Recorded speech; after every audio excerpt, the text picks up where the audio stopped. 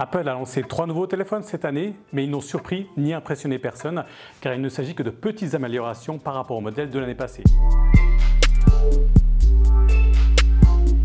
On va se concentrer sur le modèle 11 Pro, celui qui apporte le plus d'améliorations par rapport au modèle 10S de l'année passée.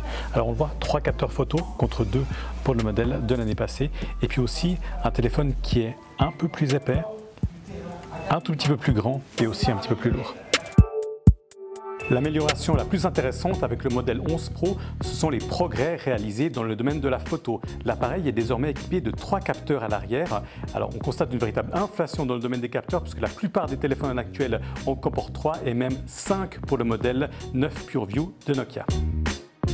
Le troisième objectif de l'iPhone 11 Pro est un capteur ultra grand angle. Alors voici ce qu'il apporte. Voici une photo prise de manière normale et voici ce que ça donne avec le mode ultra grand angle.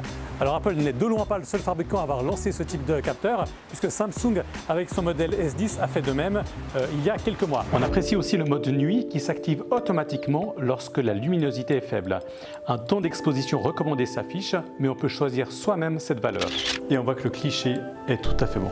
L'iPhone fait donc de très gros progrès en matière de photo, mais attention, ce n'est pas le meilleur, car la référence reste le modèle P30 Pro du chinois Huawei. Alors parlons maintenant de la batterie. Apple annonce une autonomie supérieure de 4 heures par rapport au modèle de l'année passée, et ça se vérifie. On peut vraiment maintenant utiliser ce téléphone une journée de manière intensive sans avoir besoin de le recharger.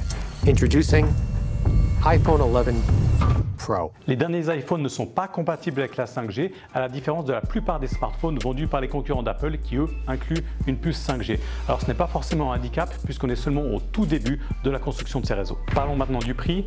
La version de base de l'iPhone 11 Pro, dotée d'une mémoire de 64 Go, coûte déjà 1 199 francs. Mais voilà, 64 Go, c'est largement insuffisant pour la plupart des utilisateurs d'iPhone qui vont devoir opter pour des mémoires plus importantes. Du coup, il faudra sans doute opter pour la version à 256 Go qui coûte 1 389 francs, voire même pour la version à 512 Go qui coûte, elle, 1 619 francs, c'est-à-dire 600 francs de plus que le Samsung S10. Conclusion, de petites améliorations, notamment pour la photo, mais en tout cas pas de révolution. Donc si votre téléphone a moins de 3 ans, ça ne vaut pas aujourd'hui la peine de passer à l'iPhone 11 Pro, à moins vraiment que vous soyez mordu de photos.